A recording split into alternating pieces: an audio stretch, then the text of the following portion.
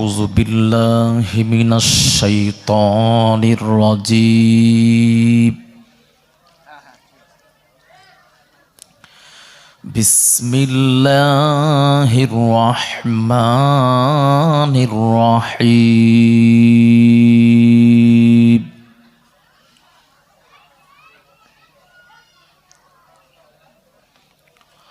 قد أفلح المؤمنون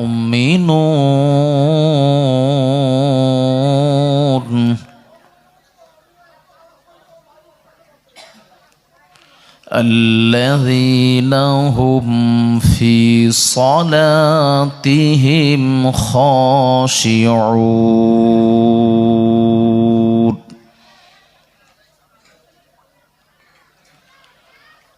والذين هم عن اللغو معرضون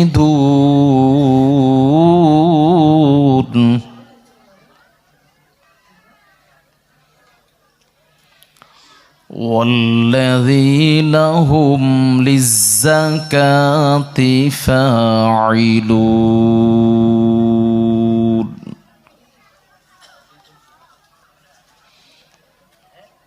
والذين هم لفروجهم حافظون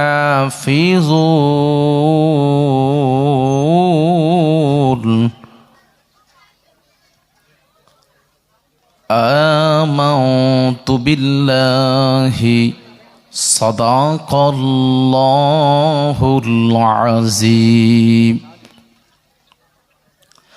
ما كان محمد أبا أحد من رجالكم ولكن رسول الله وخاتم النبيين وكان الله بكل شيء عليما إن الله وملائكته يصلون على النبي يا أيها الذين آمنوا صلوا عليه وسلموا تسليما اللهم صل على محبة سيدنا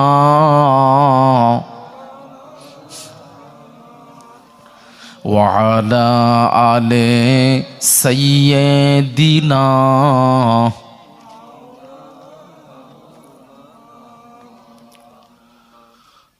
এই দুনিয়া থাকবে না চিরকাল এই দুনিয়া থাকবে না চিরকাল একদিন ভাঙবে রে বাজার ভবের ভাঙবে রে বাজার আল্লাহুম্মা সাল্লি আলা জোরে জোরে সাইয়্যিদিনা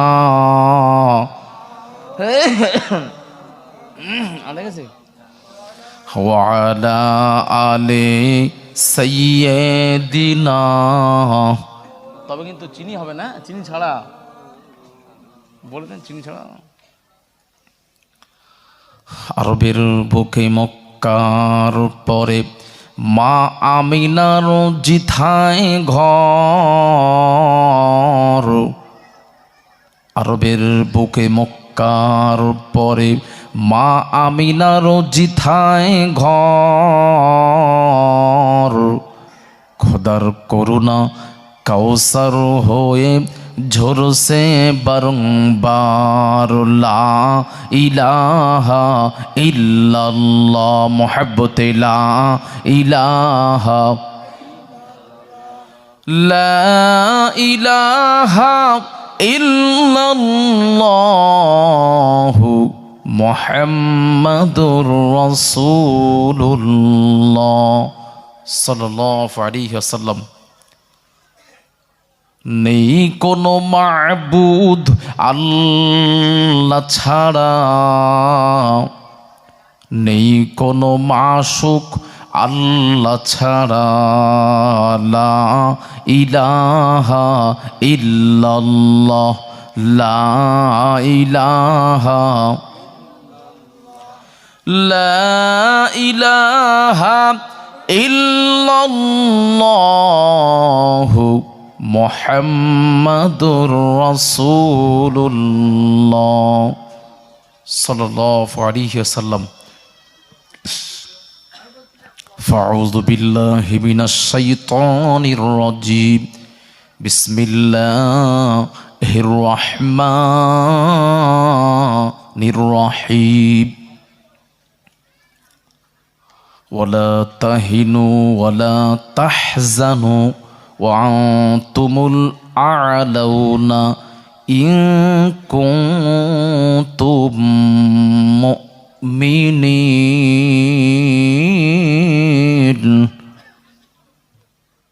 সাদাকাল্লাহুল আযীম।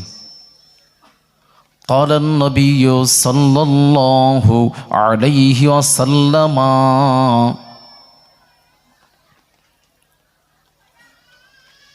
মান আকামাহুন্না দাখালাল জান্নাহ আও কামা ক্বালা নবিয়্যু সাল্লাল্লাহু আলাইহি ওয়াসাল্লাম। শ্রদ্ধেয় সম্মানীয় অত্র জলসার সভাপতি সাহেব, মুআজ্জাজ মুকাররম উলামায়ে কেরাম, আমার সামনে বসে থাকা, এটা কি গ্রামের নাম কি? ভোজপাড়া তথা আশেপাশে গ্রাম থেকে আগত দিনদার, ইমানদার, নেককার আল্লাহওয়ালা আব্বাজানেরা, চাচাজানেরা, নওজোয়ান তরুণ যুবক ভাইয়েরা, কচি বাচ্চারা, পর্দার অন্তরালে পর্দানশীনা আমার মা ও বোনেরা, সবাইকে আমি আমার অন্তরের অন্তঃস্থল থেকে জানাই আসসালামু আলাইকুম ওয়া রাহমাতুল্লাহি ওয়া বারাকাতুহু। আল্লাহ রাব্বুল আলামিনের দরবারে অশেষ মেহেরবানি যে মাবুদ আমাদেরকে অন্য কোথাও না বসিয়ে এক মোতাবারক মাস, এই মাসটা হলো রজবের মাস। আল্লাহ বলছেন আর রজবু শাহরুল্লাহ, রজব মাস হলো আমি আল্লাহ আমার মাস। সেই মোতাবারক মাসে আল্লাহ পাক আমাদেরকে বসিয়েছেন কোরআন হাদিসের আলাপ আলোচনা শোনার জন্য। এই পাড়ায় জান্নাতের টুকরোর মধ্যে আমরা উপস্থিত হতে পেরে খুশি না অসন্তুষ্ট? যদি আমরা খুশি হয়ে থাকি, আসুন আমরা সমস্বরে যে মাবুদ আমাদেরকে সুস্থ শরীরে, সুস্থ মস্তিষ্কে পাড়ায় জান্নাতের টুকরোর মধ্যে বসার মতো পরিবেশ তৈরি করে দিয়েছেন, সেই মাবুদের দরবারে একবার কালিমাতো শুকর আদায় করি, বলি আলহামদুলিল্লাহ। আরেকটু জোরে হবে না? আলহামদুলিল্লাহ। নারায়ে তাকবীর, নারায়ে তাকবীর। সিলসিলায়ে হক ফুরফুরা শরীফ, সিলসিলায়ে হক ফুরফুরা শরীফ, নারায়ে তাকবীর। মাশাআল্লাহ। আল্লাহ আমাদের এই মাহফিলটা সকলের জন্য নাজাতের ওসিলা বানিয়ে দেন। সকলে বলে আল্লাহুম্মা আমিন। জানি না কে কখন চলে যাব। আমরা যে এটা বসে আছি এটা স্বাভাবিক, কি তাই না বলেন? আমরা বসে আছি এটা স্বাভাবিক, কিন্তু আমরা যে চলে যাব এটা অস্বাভাবিক। কেউ জানি না যে কখন কার মৃত্যু, কেউ জানি না। আমি আব্দুল কাদের আপনাদের সামনে বক্তব্য রাখছি, কিন্তু আমার পিছনে মালাকুল মউত রেডি। যদি আমি জানতাম যে আমার পিছনে আছে, তাহলে কি আমি বক্তব্য রাখতে পারতাম? পারতাম না। আর আপনারা কেউ যদি জানতেন যে আমার এখানেই আছে মালাকুল মউত, আপনারা কেউ বসে থাকতে পারতেন না। তা আমরা চলে যাব এটা অস্বাভাবিক, কি নিয়ে যাবেন এই চিন্তা করুন। খালি হাতে যেমন আপনি এসেছেন, যাওয়াটাই হবে খালি হাতে। এই কবরের কথা চিন্তা করুন, তাহলে আমাদের জিন্দেগিটা বদলে যাবে, আমাদের লাইফ স্টাইলটা বদলে যাবে, আমাদের চিন্তা ভাবনা সব পরিবর্তন আসবে যদি আমরা কবরের চিন্তা করে নিই। যদি আমাদের মৃত্যুর ভয় না থাকে, কবরের চিন্তা না থাকে, তাহলে আমরা যতই জলসা শুনি না কেন, যেমনটাই আছি তেমনটাই থাকব। এটা গতানুগতিক, জলসা দিতে হয় দিই, আমি বক্তা জলসা করতে হয় করি। আমাদের কারোর মধ্যে বক্তা হোক আর শ্রোতা হোক, কারোর মধ্যে খুলুসিয়াত নেই।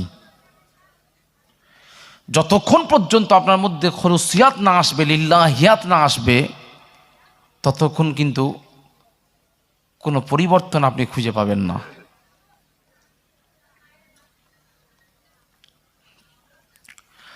বাবাজি আমার, আব্বা জানেরা, নওজোয়ান তরুণ যুবক ভাইয়েরা ও আমার মা ও বোনেরা, কানটি খাড়া করে শুনুন। মুমিন হন, মুমিন হন। আল্লাহ রাব্বুল আলামিন জানিয়ে দিলেন, ইয়া আইয়ুহাল্লাযীনা আমানুত্তাকুল্লাহ। আল্লাহ বললেন, আই ইমানদার বান্দা বান্দিরা, হে ইমানদার বান্দা বান্দিরা, তোমরা আমি আল্লাহ আমাকে ভয় করো, ভয় করো। কেমন ভয় করবে সেটাও আল্লাহ বলেছেন, হাক্কা তুকাতিহি, আমাকে ভয় করার মতো তোমরা ভয় করো। কেমন ভয়? ভয় করার মতো করো, এটা আল্লাহর কথা। আর আমরা কি ভয় করার মতো করি? ভয় করার মতো করি না। আল্লাহ বলছে, ওয়ালা তামুতুন্না ওয়া আনতুমুল মুসলিমিন। আল্লাহ বললেন, খবরদার তোমরা মৃত্যুবরণ করো না যতক্ষণ না তোমরা মুসলমান হও। মুসলমান না হয়ে তোমরা কবরে এসো না, অর্থাৎ মোমেন না হয়ে তোমরা কবরে এসো না। এটা আল্লাহর কথা। তাহলে মোমেন হয়ে আমাদেরকে কবরে যেতে বলছে আল্লাহ। এই জন্য বাবাজি আমার, বসিয়াটি আল্লামা আর হুজুর, আল্লামা হুজুর যেমন ব্যক্তিত্ব ছিলেন, যেমন হাস্তি ছিলেন, যেমন আল্লাহ ওলি ছিলেন, আল্লাহকে যেমন ভয় করতেন, সেই ভয় আমাদের করার চেষ্টা করতে হবে। হুজুর কেবলা ইন্তেকালটা কেমন হয়েছিল? কলেমা পড়তে পড়তে পড়তে পড়তে ইন্তেকাল করে গেছেন। আর আমরা বসিরহাটের মানুষ হয়ে যদি, হুজুর কেবলার কাছাকাছির মানুষ হয়ে যদি আমরা, আমাদের মৃত্যুটা কলেমা শহীদ যদি না হয়, এর জন্য কিন্তু আমরা দায়ী, এর জন্য আমরা নিজেকে ক্ষতিগ্রস্ত মনে করব। কলেমা ইমান এনে যদি আপনি না মরতে পারেন, ওই মরার কোনো মূল্য নেই। ওই মরার কোনো দাম আছে? দাম নেই। আপনি তো মোমেন হয়ে যেতে পারলেন না। যে মৃত্যুর কথা আল্লাহ বলেছেন, তোমরা মুসলমান হয়ে এসো, ইমানদার হয়ে এসো, মোমেন হয়ে এসো। ও আমার আব্বা জানেরা, নওজোয়ান তরুণ যুবক ভাইয়েরা, মা ও বোনেরা, কানটি খাড়া করে শুনুন। আমি আপনাদের কাছে তাফসীর করব ছোট্ট কয়েকটা আয়াতের। সূরা মুমিনুনের তাফসীর করব 10টা আয়াতের। বাবাজি আমার, এবার শুনুন সূরাতুল মুমিনুন।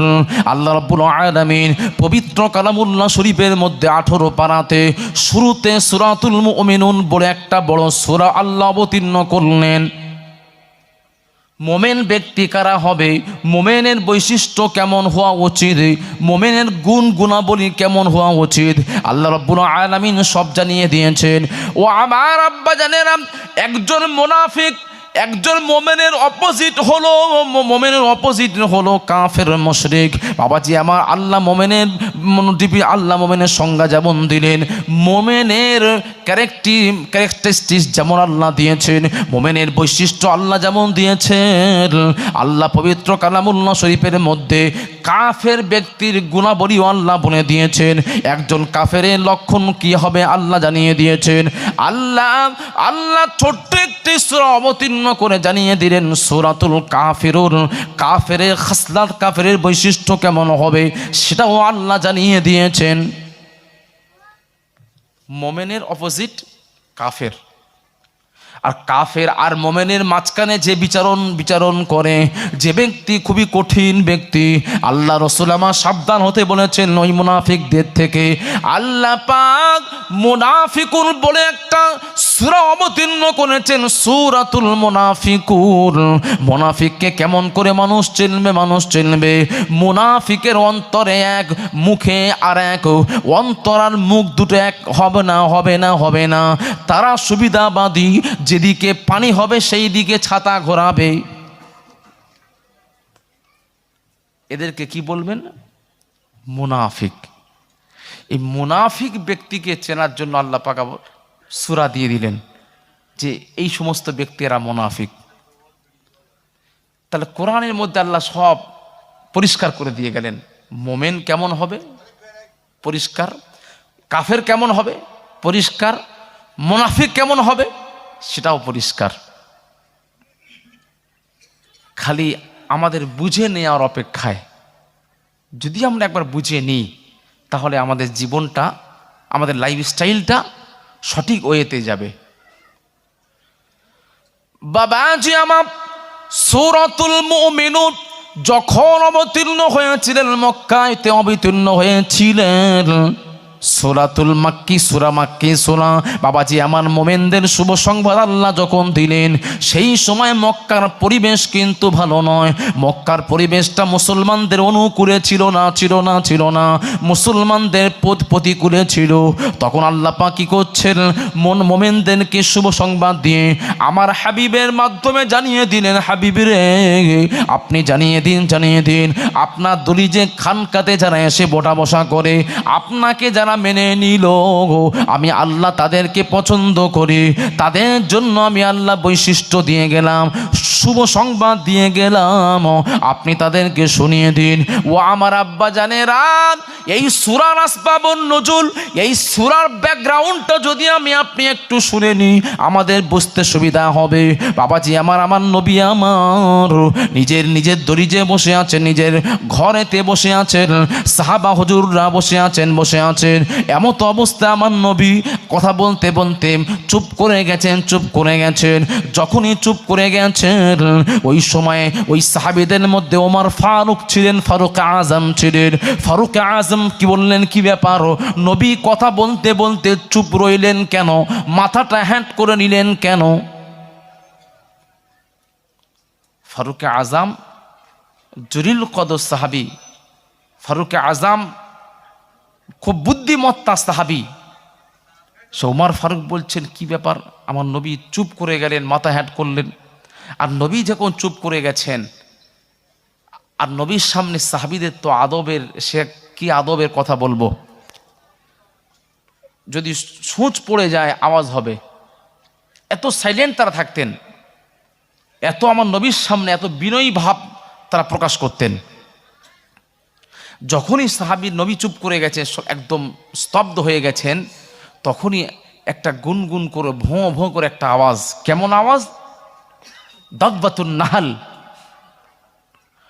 মৌমাছি উড়লে যেমন ভন ভন করে আওয়াজ হয়, মৌমাছি যদি ওড়ে একটা আওয়াজ হয় না, ভন ভন করে, ভোঁ ভোঁ করে, সেই আওয়াজটা আসছে কানে আসছে। কার? উমর ফারুকের।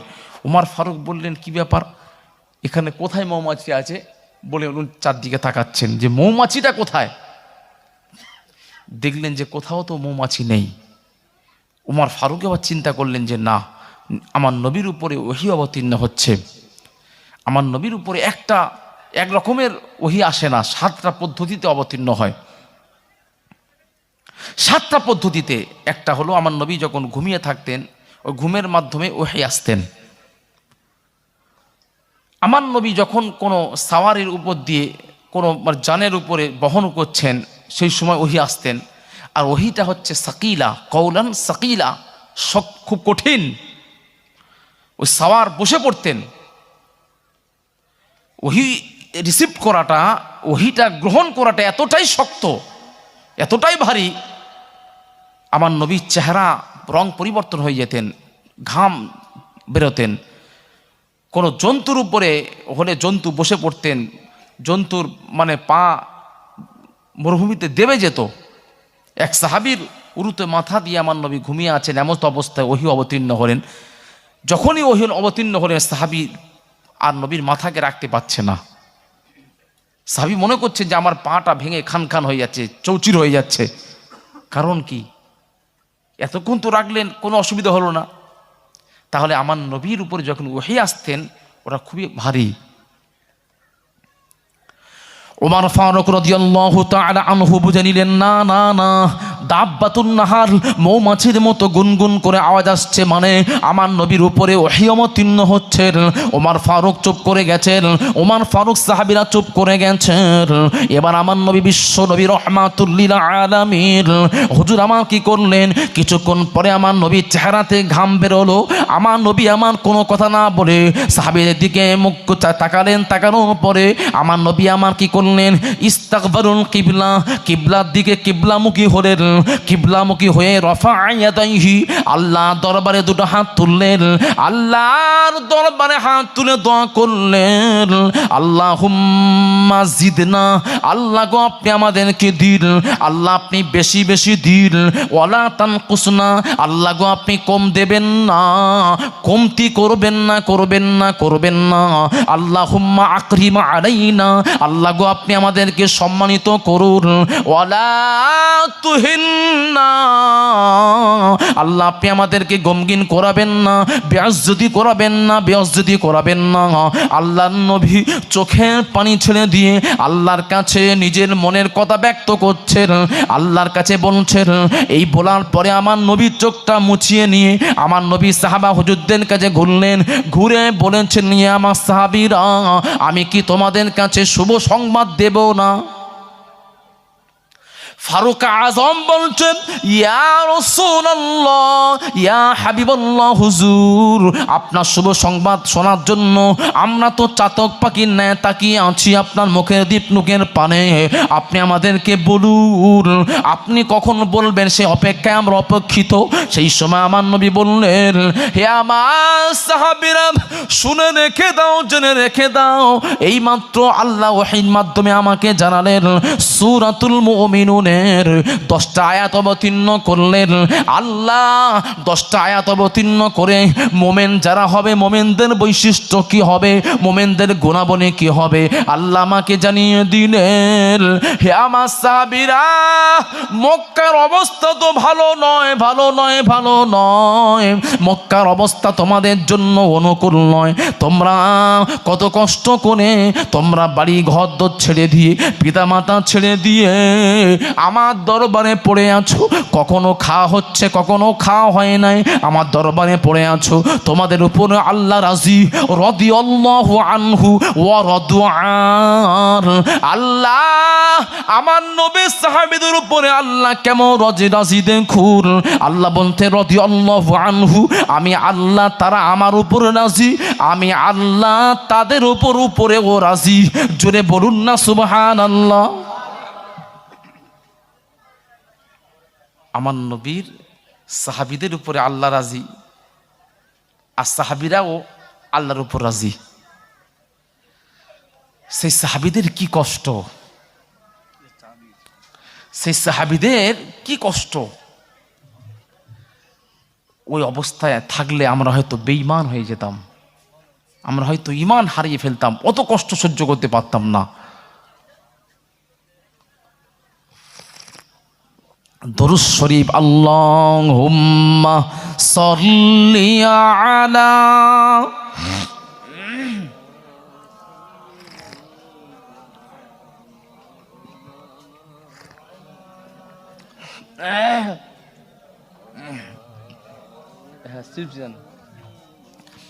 उनकी उल्फत निहा में, उनकी उल्फत निहा में रसीने में है, दिल में उल्फत और दिल मदीने में है तालिबों को भला किस, तालिबों को भला किस तरह चन हो, जब का मतलूब उनका मदीने में है। अल्लाहुम्मा सल्ली अला, जोरे जोरे, सय्यिदिना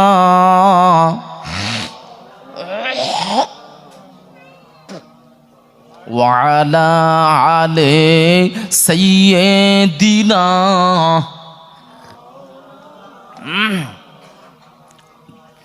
छोड़ो दुनिया का दर, छोड़ो दुनिया का दर और मदीने चलो। हाय रे हाय, आशिকে রসুল আমার নবীর পাগল, তাদের কথা দেখেন। ও আমার বাবাজিরা, মা ও বোনেরা কণ্ঠে খাড়া করে শুনুন। নবীর পাগল যারা হয়েছেন, নবীর পাগল যারা হয়েছেন তাদের লেখনী শুনুন, তাদের কথা শুনুন। বাবাজি আমার কবির কলমে প্রকাশ পেয়েছে। কবি আমার বলছেন, নবীর আশেক যারা আশেক রাসূলের চোখে নবী নবী নবী নবী নবী ছাড়া কিছু জানে না। বাবাজি আমার, ঈশা আশকে ইশকে মস্তি মে ওহি আউ্বাল ওহি আখির, আশেক রাসূলের চোখে নবী শেষ, নবী প্রথম, নবী ছাড়া কিছুই বোঝে না, বোঝে না, বোঝে না। এই জন্য আশেক রাসূল বলছেন, ছোড়ো দুনিয়া কা দর और মদিনে চলো। আশেক রাসূল বলছেন, আমার দুনিয়া ভালো লাগে না, লাগে না, লাগে না, আমাকে দুনিয়া ছেড়ে মদিনাতে নিয়ে চলো। উহা ঘর বানা নেকো, উহা ঘর বানা নেকো, ওখানে আমার একটা কুঠির বানিয়ে দিন, ওখানে আমার একটা ঘর বানিয়ে দিন। আমার দুনিয়া ভালো লাগে না, লাগে না। কবি আমার কবির ভাষায় বলছেন, ছোড়ো দুনিয়া का दर और मदीने चलो, बेकसू का सहारा মদিনে মে হ্যাঁ। বাবাজি আমার বলছেন, দুনিয়া ভালো লাগে না কেন? দুনিয়া ছেড়ে মদিনাতে যেতে চাচ্ছেন কেন? তিনি বলছেন, আশিক রাসূল বলছেন, দুনিয়াতে যার কোনো ঠিকানা নয়, দুনিয়াতে যার কোনো সাহারা নাই, সাহারা নাই, তার সাহারা হলেন বিশ্ব নবী মুস্তাফা। জোরে জোরে বলুন সুবহানাল্লাহ। দুনিয়াতে যার কেউ নাই, আশিক রাসূল বলছেন, তার আছে কে? নবী। তার আছে কে? আছে নবী আছে। আর যার কপালে একবার নবী জুটে যায়, তার কোনো চিন্তা থাকে? চিন্তা থাকে না। নবীর যারা দিদার একবার পেয়ে যাবে, তার আর মৃত্যুর ভয় থাকবে? কোনো ভয় নেই। সে অপেক্ষা করবে যে কখন মৃত্যু হবে। আর আমরা মৃত্যুর ভয়ে জড়ো সড়ো, যে আমি মারা যাব, আমাকে খাটিয়া শুতে হবে, এই মৃত্যুর ভয় করছে, কিন্তু মৃত্যুর জন্য কোনো প্রস্তুতি নিচ্ছি না, হবে না। একবার নবীকে যারা পেয়ে গেছে, নবীর দিদার যারা পেয়েছে, তাদের জীবন আলাদা, তাদের জীবনটাই আলাদা। তারা মৃত্যুর জন্য কোনো দিন ভয় পায় না, কখনই মৃত্যু হবে সেই অপেক্ষায় তারা থাকে। ও আমার আব্বা জানেরা, এবার যে কথা বলছিলাম শুনুন। উমর ফারুক বলছেন, ইয়া রাসূলুল্লাহ, ইয়া হাবিবাল্লাহ, হুজুর আপনি বলুন, আপনি বলুন, আপনার জন্য আমরা অপেক্ষায় অপেক্ষিত, আপনার কাছ থেকে কথা শুনবো। আমার নবী বললেন, সাহাবীরা গো, তোমরা আমার জন্য কত না কষ্ট করেছো, তোমরা বাড়ি ছেড়েছো, অর্থ ছেড়েছো, সব ছেড়ে দিয়ে আমি রাসূলুল্লাহ আমার কাছে এসেছো। আসার জন্য তোমাদের উপরে কত জুলুম, কত অত্যাচার, কত কত তোমাদের উপরে কত কঠিন, তোমাদের উপরে উপরে তোমাদের জন্য স্টিম রোলার চাপানো হচ্ছে, তারপরেও আমার কাছে আছো। তোমরা কি আমার কাছে থাকতে চাও না চলে যেতে চাও? সাহাবীরা কাঁদতে কাঁদতে বললেন, ইয়া রাসূলুল্লাহ, ইয়া হাবিবাল্লাহ, হুজুর আপনার দরবার থেকে আমরা যেতে পারবো না। আমরা সব ছাড়তে রাজি আছি, আমরা নিজেদের জানখানা বিসর্জন দেব, তথাপিও আপনাকে আমরা ছাড়বো না। আমার নবী আমার তখন কি বললেন? আমার নবী আমার বললেন, হে আমার সাহাবীরা গো, তোমরা কেঁদো না। আমি রাসূলুল্লাহ জানিয়ে দিয়ে গেলাম, তোমাদের মনের অবস্থা আল্লাহ জানতে পেরে গিয়ে আল্লাহ পাক তোমাদের মুখে হাসি ফোটানোর জন্য আমাকে ওহী নাজিল করে জানালেন। তোমাদের জন্য আমি আল্লাহ জানিয়ে দিলেন 10টা আয়াত অবতীর্ণ করলেন। নাজালাত 10 আয়াতিন ফি সূরাতুল মুমিনুনের মধ্যে 10টা আয়াত অবতীর্ণ করে 7টা গুণের কথা বলেছেন। সেই 7টা গুণ তোমাদের মধ্যে যদি থেকে থাকে, আমি রাসূলুল্লাহ জানিয়ে দিই, মান আকামাহুন্না দাখালাল জান্নাহ, আমি রাসূলুল্লাহ জানিয়ে দিলাম তোমাদের ঠিকানা হবে জান্নাত। জোরে জোরে বলুন সুবহানাল্লাহ, আরো জোরে, নারে তাকবীর।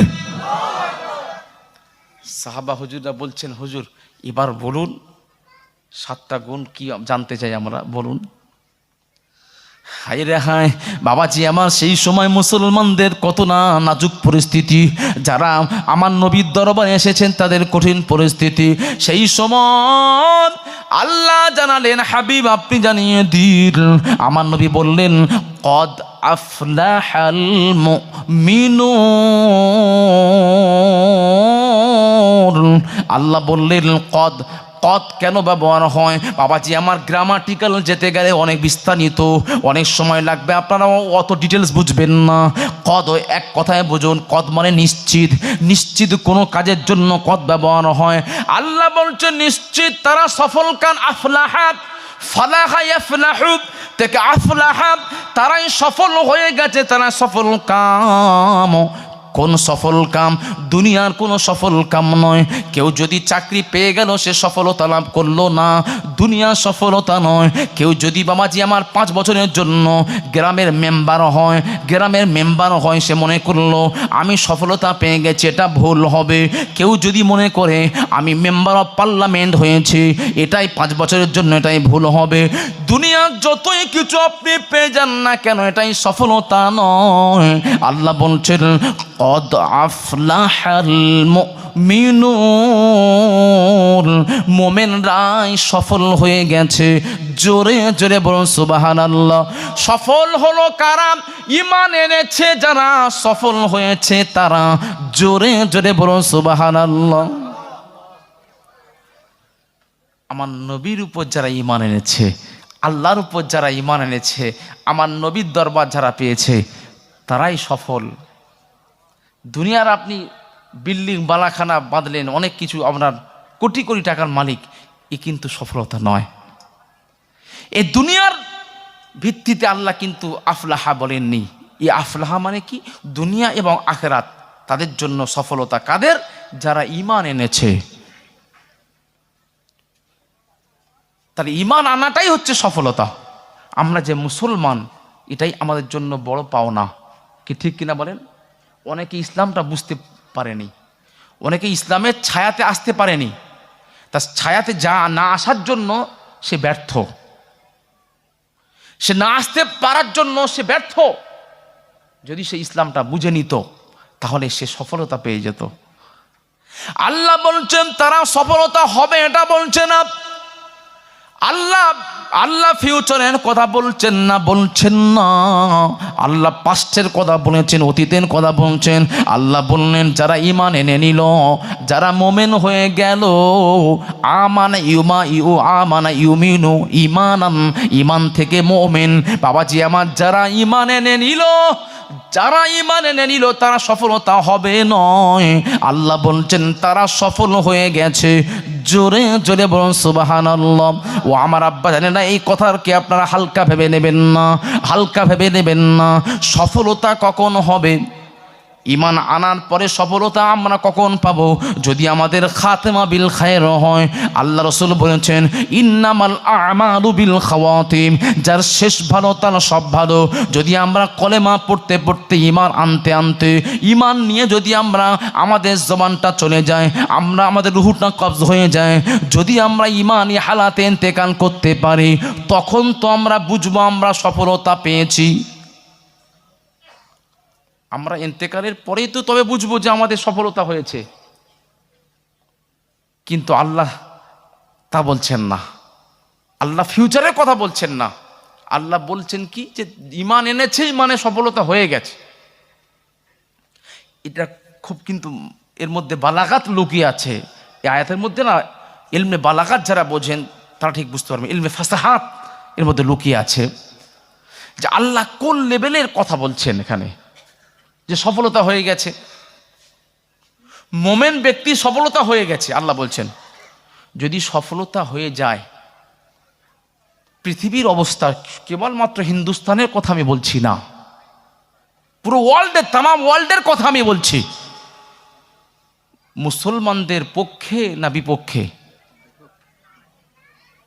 যারা একটু নিউজ পেপার পড়েন, যারা খবর রাখেন, তারা ভালো করে বুঝতে পারবেন যে হিন্দুস্তানের কথা ছেড়ে দিলাম, তাম ওয়ার্ল্ড কিন্তু মুসলমানদের মোমেনের পক্ষে নয়, বিপক্ষে।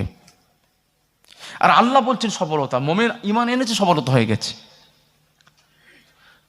এই তো আজকেরই মনে হচ্ছে ফেসবুকে একটা নিউজ দেখছিলাম, গুজরাটের একটা গাড়ির ড্রাইভার, মানে 10 চাকা 12 চাকা লরির ড্রাইভার গাড়িটা পার্কিং করে রাস্তার উপর নামাজ পড়ছিল। নামাজ পড়ার জন্য তাকে গাড়ি আটকে দিয়েছে, আবার কেস টেস নাকি দিয়েছে, নিউজে শোনা যাচ্ছে। কি হ্যাঁ কি না বলুন, আমি তো দেখিনি, নিউজে দেখলাম সেটা। তাহলে বলুন, সে ইমানদার মানুষ দেখছেন, আল্লাহ বলছে ইন্না সলাতা কানাত আলাল মুমিনিনা কিতাবাম মাওকুতা, আমি আল্লাহ মুসলমানদের জন্য নামাজ ফরজ করে যে নির্দিষ্ট সময়। সে দেখলো যে ওয়াক্ত হয়ে গেছে, গাড়ি সাইড করে নামাজ পড়লো। আর আমার নবী বললেন পুরো পৃথিবীটাই হলো মোমেনদের মসজিদ, ইমানদারদের মসজিদ। মসজিদে যেতে হবে না, যেখানেই পুরো জমিনটাই তার জন্য মসজিদ। সে নামাজ পড়ছে, তার জন্য গাড়ি আটকে দিল, কেস দিল। তাহলে মোমেনের জন্য কি নিরাপদ হলো? কিন্তু আল্লাহ বলছে মোমেনরা সফল কাম। এটা কিন্তু কারণ কথা বললাম। আরো একটু বুঝুন, বাবাজি আমার 1945 সাল থেকে বাবাজি আমার ফিলিস্তিনদের উপর অত্যাচার চলছে। যখন ইসরায়েলরা, যখন ইহুদিরা বাবাজি আমার স্বাধীন রাষ্ট্র কায়েম করে নিল, তারপর থেকেই তাদের উপর কিন্তু উদ্বাস্তুরা তাদের উপর জুলুম করতে শুরু করলো। সে আজকের নয় বাবাজি আমার 45 সাল থেকে নিয়ে আজ পর্যন্ত এই যুদ্ধ চলতেই লাগলো। বাবাজি আমার একদিনে বড় যুদ্ধ রূপান্তরিত হয় না, ক্ষুদ্র থেকে তম রূপান্তরিত হয়। বাবাজি আমার যুদ্ধ ছোট যুদ্ধ থেকে মহাযুদ্ধ রূপান্তরিত হয়। আজকের বিশ্বের মানুষের কাছে বার্তা চলে যাচ্ছে যে ইসরায়েল ভার্সেস ইহুদিদের সঙ্গে, ইসরায়েলদের সঙ্গে, তাদের সঙ্গে কি করছেন, তাদের ফিলিস্তিন মুসলমানদের যুদ্ধ লেগে গেছে। তাম পৃথিবীর মানুষরা নিউজটা জানছে, কিন্তু আজকের খবরটা জানলো বড় হলো বলে তাই। কিন্তু 45 সাল থেকে নিয়ে আস্তে আস্তে করে অল্প অল্প করে যুদ্ধই লেগেই আছে। তাহলে বাবাজি আমার বলুন তো, মুসলমানরা মার খাচ্ছে, মুসলমানরা মজলুম, মুসলমানরা অত্যাচারিত, মুসলমানদের জুলুম করা হচ্ছে। তাহলে মুসলমানরা কি নিরাপদ থাকতে পারলো? আর আল্লাহ বললেন কদ আফলাহাল মুমিনুন, আল্লাহ বললেন মুসলমানরা ঈমান আনলো মানে সফলতা পেয়ে গেল। বাবাজি আমার, আমাদের পাশের রাজ্য মায়ানমার থেকে লক্ষ লক্ষ লক্ষ লক্ষ মুসলমানদেরকে বাবাজি আমার কচু কাটা করেছে। কচু কাটা, কচুকে যেমন কাটে তেমন কেটেছিল। বাবাজি আমার আপনারা সকলেই দেখেছেন, সোশ্যাল মিডিয়াতে দেখেছেন কেমন করে মানুষকে বলে দিচ্ছে, কেটে দিচ্ছে। লক্ষ লক্ষ মুসলমানেরা জানে বাণী বাঁচে, জানকে বাঁচানোর জন্য বাবাজি আমার বাংলাদেশে চলে গেছে। আজও পর্যন্ত কক্সবাজারের পাশে তারা অবস্থান করছে। বলুন তো তারা কি অপরাধ করেছিল? তাদের অপরাধটা কি? মুসলমান ধর্মকে কবুল করার জন্য বাবাজি আমার তারা সব ছেড়ে দিয়ে চলে গেল। তাহলে কি এটাই কি সফলতা? কাশ্মীর বাবাজি আমার ভারতের ভূস্বর্গ বলা হয় কাশ্মীরকে। কাশ্মীরের মা বোনেদের খুবই সুস্থি, খুবই বিউটিফুল দেখতে। বাবাজি আমার মুসলমানদের বোনেদের উপরে ধর্ষণ করা হচ্ছে, জেনা করা হচ্ছে, অত্যাচার করা হচ্ছে। আমরা চোখের সামনে দেখছি, শুনতে পাচ্ছি মুসলমানদের উপর জুলুম হচ্ছে। কাশ্মীরের মুসলমান মা বোনেদের উপর জুলুম হয়েছে, আজও পর্যন্ত হচ্ছে। তাহলে বলুন তো তারা ইসলামকে কবুল করার জন্য, আল্লাহকে এক বলে মানার জন্য, তাহলে কি আল্লাহকে মানার জন্য তাদেরকে দায়ী করছে? আর আল্লাহ বলছেন মুসলমানরা সফলতা হবে না, সফলতা হয়ে গেছে। আল্লাহ বলছেন তাহলে কি এই মার খাওয়া, দেশ ছেড়ে দেওয়া, ফাঁসির মঞ্চে চাপা, এটাই কি সফলতা? আপনাদের কাছে আমার প্রশ্ন কিন্তু এটা, যে সফলতা তো আল্লাহ বলছেন, তার সফলতাটা কোথায়? ও আমার বাবাজিরা, আব্বা জানেরা, নওজোয়ান তরুণ যুবক ভাইয়েরা, মা ও বোনেরা কানটি খানা করে শুনুন, আল্লাহর কথা কিন্তু ভুল হবে না। আল্লাহ বলছেন ইন্না ওয়াদাল্লাহি হাক্কা, আমি আল্লাহ আমার কথা সত্য। আল্লাহ যেহেতু বলেছেন মুসলমানরা সফলতা পেয়ে গেছেন, নিশ্চয়ই সফলতা পেয়ে গেছে। বাবাজি আমি এখানে একটা রাজ লুকিয়ে আছে, তথ্য লুকিয়ে আছে। আমি তথ্যটা আপনাদের কাছে পরে বলবো। এবার চলে আসুন তাফসীরের মধ্যে ঢুকে যাই। আল্লাহ বললেন কদ আফলাহাল মুমিনুন, মুমিনদের সম্বন্ধে আল্লাহ জানাচ্ছে অন্যত্রে। আল্লাহ বললেন ওয়ালা তাহিনু ওয়ালা তাহজানু ওয়া আনতুমুল আ'লাউনা ইন কুনতুম মুমিনিন। আল্লাহ রাব্বুল আলামিন বলছেন ওয়ালা তাহিনু তোমরা নিরাশ হয়েও না, ওয়ালা তাহজানু তোমরা চিন্তিত হয়েও না, ওয়া আনতুমুল আ'লাউনা ইন কুনতুম মুমিনিন, মুমিনরা সফলতা লাভ করবে, মুমিনরা সফলতা লাভ করে নিয়েছে। আল্লাহ চিন্তা করতে বারণ করছেন। ও আমার আব্বা জানেরা, মুমিনদের জন্য সফলতা আল্লাহ এতবার বললেন। আল্লাহ সফলতা না কোথায় আমরা একটু খুঁজবো, একটু যাচাই করব আল্লাহ সফলতাটা কোথায়। এবার চলে আসুন, আল্লাহ রাব্বুল আলামিন জানাচ্ছেন, আল্লাহ বলছেন আল্লাযীনা হুম ফি সলাতিহিম খাশিউন। আল্লাহ রাব্বুল আলামিন বললেন ওই সমস্ত ব্যক্তিরা, তারাই হচ্ছে মুমিন। কারাই মুমিন? মুমিনের প্রথম বৈশিষ্ট্য হলো নামাজটা হবে অন্তরের নামাজ। আল্লাযীনা হুম ফি সলাতিহিম খাশিউন আও খায়ফুন আও সাকিনুন। তাফসীর। তাহলে বুঝুন মুমিনদের প্রথম বৈশিষ্ট্য হলো নামাজ। নামাজ বাদ দিয়ে কিছু নয়। ও আমার আব্বা জানেরা, আবার নামাজটা ফিজিক্যাল নামাজ হলে হবে না, ফিজিক্যালের সাথে সাথে ইন্টারনাল হতে হবে। ও আমার আব্বা জানেরা, নামাজটা কেমন হবে? খায়ফুর, খোদাভীতি নামাজ। সাকিনুর মানে কি বাবাজি আমার? নতশীলভাবে নামাজ। এক কথায় ইতমিনানি কলবিন নামাজ, হুজুরি কলবিন নামাজ পড়তে হবে। আপনি মসজিদে যাচ্ছেন, আপনার শরীরটা উপস্থিত করছেন, কিন্তু আপনার মনটা উপস্থিত করতে পারলেন না। মনটা যতক্ষণ না উপস্থিত করতে পারছেন, ততক্ষণ পর্যন্ত আপনার নামাজ আল্লাহর কাছে অ্যাকসেপ্টেড নয়। ততক্ষণ কি আল্লাহর কাছে কবুলিয়াত নয়। এই জন্য আমার নবী বলছেন লা সলাতা ইল্লা বিহুদিরি কর, আমি রাসূলুল্লাহ জানিয়ে দিলাম তোমাদের নামাজটা আমি আল্লাহ নেব না যতক্ষণ না তোমাদের অন্তরের নামাজ হবে, যতক্ষণ না তোমাদের শরীরের সঙ্গে মনটাকে অ্যাডজাস্ট করতে পারছো, আমি আল্লাহ ওই নামাজ নেব না। বাবাজি আমার, যদি আমরা কি করছি, ওই নামাজ আমরা পড়তে যারা পারছি না, আমাদের জন্য নামাজ পড়াটাই বৃথা। আমরা নামাজি মসজিদে যাচ্ছি, নামাজ পড়ছি, কিন্তু আমাদের ওই নামাজ হচ্ছে না যে নামাজের কথা আল্লাহ প্রথমেই বললেন যে মোমেন ব্যক্তি যে হবে তার প্রথম বৈশিষ্ট্য হলো নামাজের সঙ্গে ভয়, নামাজের সঙ্গে অন্তর। আল্লাহর সামনে দাঁড়ালে কি হবে, আল্লাহ দেখছেন, এইভাবে নামাজ পড়ো। বাবাজি আমার, জিবরাইল আমিন আলাইহিস সালাতু ওয়াসসালাম আমার আল্লাহ আমার রাসূলকে প্রশ্ন করেছিলেন, ইয়া রাসূলুল্লাহ, ইয়া হাবিবাল্লাহ, হুজুর আনিল ইহসান, হুজুর গো ইহসান কি জিনিসটা জানান। সেই সময় আমার নবী বললেন, আনতা আবুদাল্লাহ কান্নাকা তারাহু ফাইল্লাম তাকুন তারাহু ফাইন্নাহু ইয়ারা।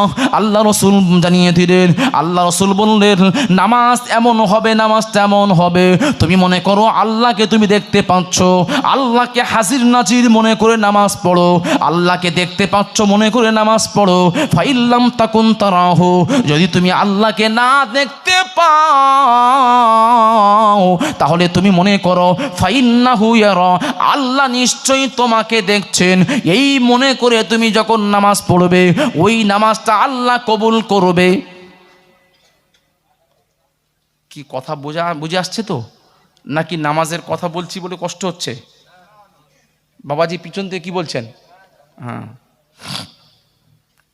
তাহলে মোমেনের নামাজটা কেমন হবে? আমরা কিন্তু গতানুগতিক নামাজি, নামাজ না পড়লে বউ ভাত দেবে না। বউ বলেছে তুমি আগে এসে নামাজ পড়ে এসো তবে ভাত দেবো, ওই তাড়াতাড়ি করে নামাজ পড়ে এলো, ডিউটি পালন করছে। এটা ডিউটি নয়, আল্লাহর ভয়ে নামাজ পড়তে হবে তোমাকে। আর ওই নামাজ যদি আপনার মধ্যে একবার চলে আসে, তখন আপনার জন্য সোনায় সোহাগা। বাবাজি আমার, ওই নামাজ কারা পড়েছিলেন শুনুন। ওই নামাজ নবী সাহাবীরা পড়েছিলেন। ওই নামাজ পড়েছিলেন সাহাবী শেরে খোদা আলী কাররামাল্লাহু ওয়াজহাহু। বাবাজি আমার, শেরে খোদা আলী কাররামাল্লাহু ওয়াজহাহু যখন নামাজে দাঁড়িয়েছেন, আলীর পায়েতে উরুতে বাবাজি আমার তীর নিক্ষেপ হয়েছে, যুদ্ধের ময়দানে তীর নিক্ষেপ হয়েছে। ওই তীরটা যখন বের করছেন, আলী চিৎকার দিচ্ছেন। আলী চিৎকার দিয়ে দেখে আমার নবী কষ্ট পেয়ে গেছেন। আমার নবী বললেন, সাহাবীরা রে, তোমরা এখন তীরটা বের করো না। আলী সহ্য করতে পারছে না। আমি যখন মেহরাবে দাঁড়াবো, আমি যখন নামাজি অবস্থায় দাঁড়াবো, আমার পিছনে যখন আলী ইক্তেদা করবে, তখন তোমাকে আমি দায়িত্ব দিলাম, তুমি তাকবীরে তাহরিমা বাঁধবে না। তোমার ডিউটি হলো আলীর উরুতে তীরটা টেনে হিজড়ে বের করে নেয়া। ইয়া রাসূলুল্লাহ, ইয়া হাবিবাল্লাহ, হুজুর ঠিক আছে, অসুবিধা নাই, আপনি যেমন বলছেন তেমন আমি করব। আমার নবী যখন নামাজে দাঁড়িয়ে গেছেন, বাবাজি আমার নামাজটা ছিল জোহরের নামাজটা ছিল জোহরের নামাজ। হাদিসের ব্যাখ্যার মধ্যে, হাসিয়ার মধ্যে এসেছে, শেরে খোদা আলী দাঁড়িয়ে গেছেন। আলী যখন দাঁড়িয়ে গেছেন, ওই সাহাবী দায়িত্ব ছিল আলীর পায়েতে তীরটা বের করে নেওয়া।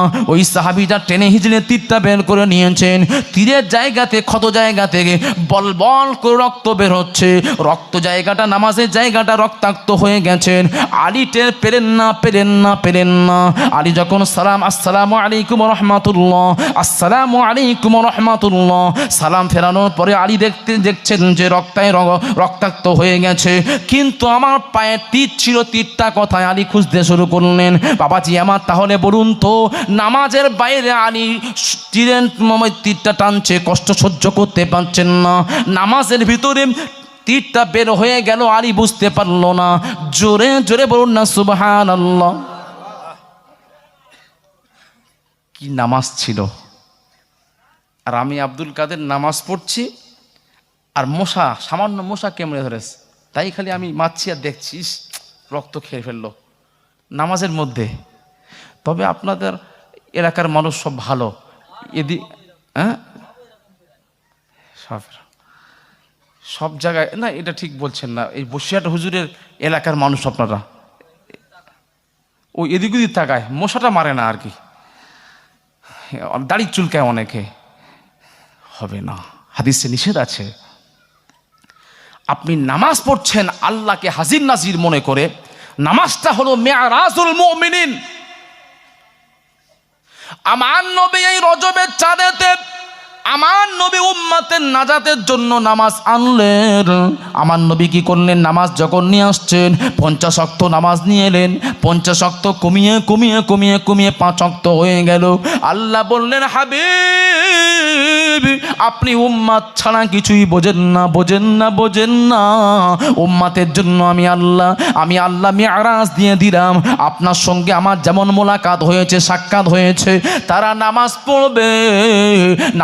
যখন নামাজ পড়তে পড়তে সাজদা করবে, ওই সাজদাটা কোনো মসজিদে করবে না, করবে না, করবে না। ওই নামাজটা মা ও বোনেরা যখন নামাজ পড়বে ঘরেতে যাই নামাজে সাজদা করবে না।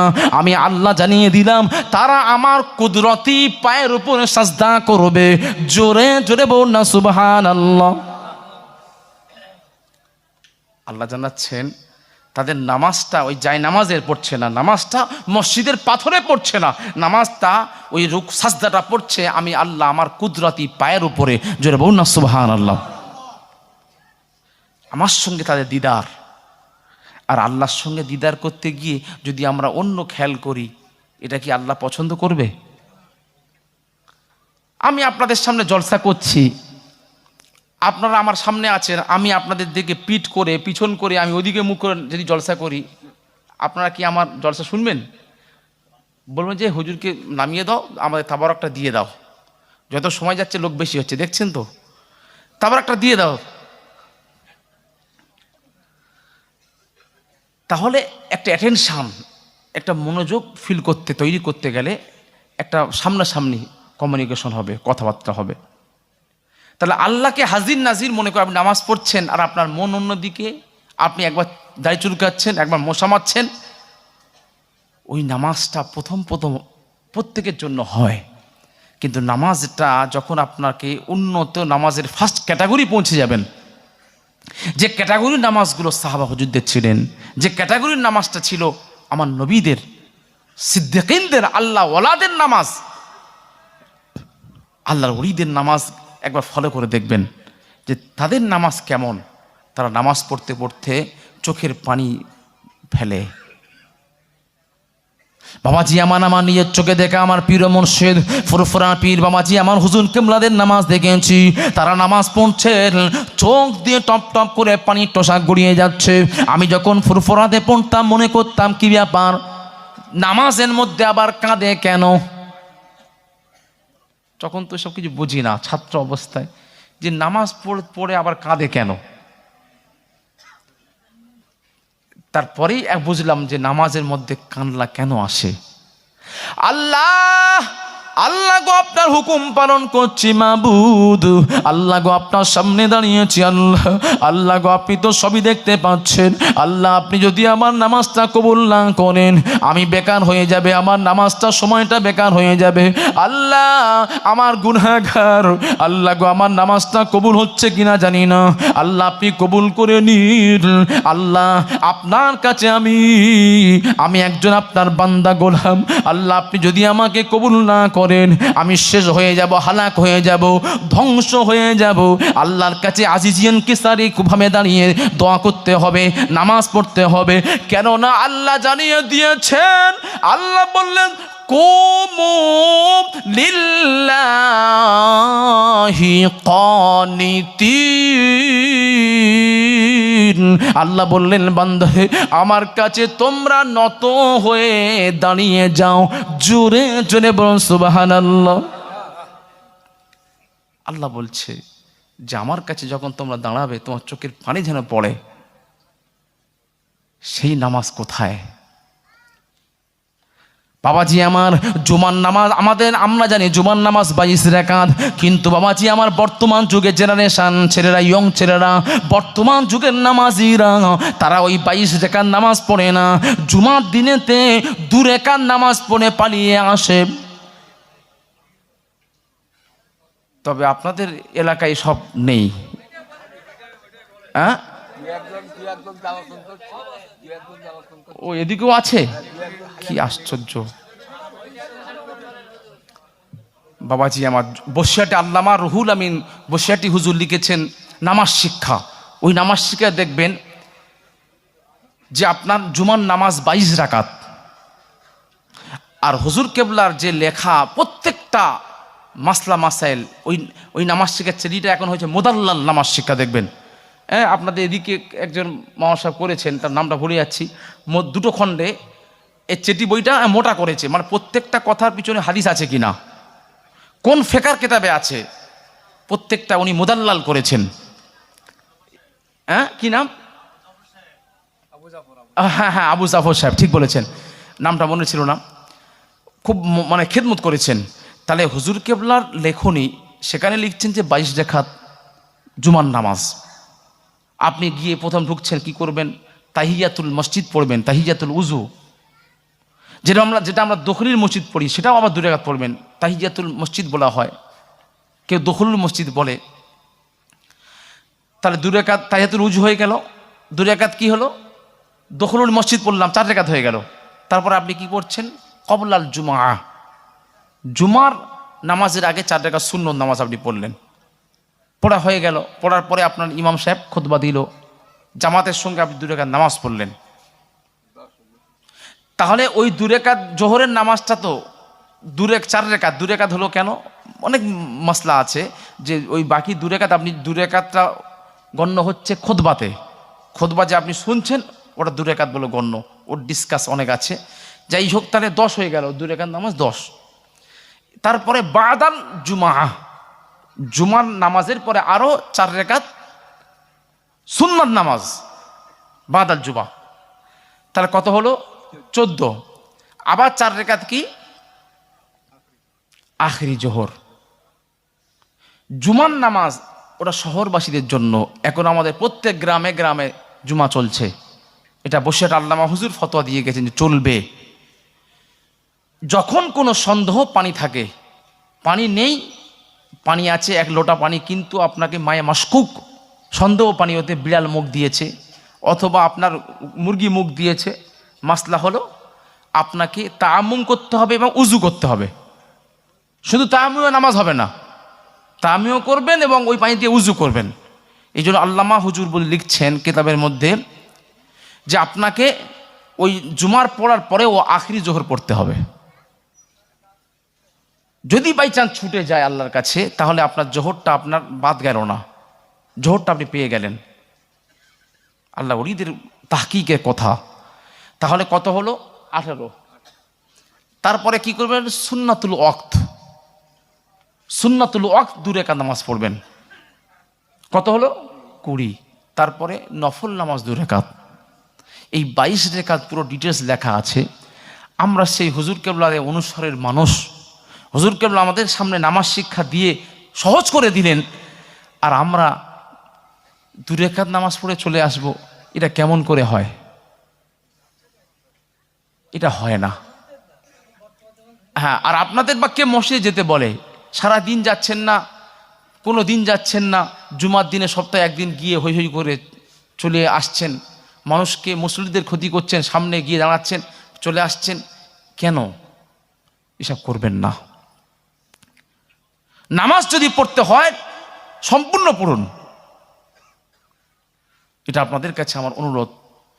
বাদ দিয়ে বসিরহাট হুজুরকে আপনারা লজ্জা দেবেন না, হুজুরকে ছোট করবেন না, এটা আপনাদের কাছে আমার অনুরোধ। নামাজ পড়তে হন, গেছেন, যান, সব পড়ে চলে আসুন। প্রথম কষ্ট হবে, একসঙ্গে 22 রাকাত কষ্ট হবে, হওয়া স্বাভাবিক। এমন একটা সময় আসবে আপনার কষ্ট কষ্ট মনে হবে না। বাবাজি আমার ও আমার আব্বা জানেরা, নওজোয়ান তরুণ যুবক ভাইয়েরা, নামাজের মধ্যে যখন আপনার সৎ স্বাদ এসে যাবে, লাজ্জাত পেয়ে যাবে, নামাজের মধ্যে মজা পেয়ে যাবে, ওই নামাজটা আপনার জন্য হালকা হয়ে যাবে।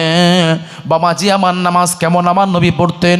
আম্মা জান আয়েশা সিদ্দিকা রাদিয়াল্লাহু তাআলা আনহা বলছেন, লাখো লাখো হাদিসের হাফেজা আম্মা জান আয়েশা বলছেন, আমার স্বামীর ঘরটা খুব ছোট ছিল, আমার স্বামীর ঘরে দরওয়াজা ছিল না, চামড়ার দরজা ছিল, তামলার দরজা ছিল। আমি আমার নবীকে নিয়ে কতটা ছোট ঘরেতে ছিলাম।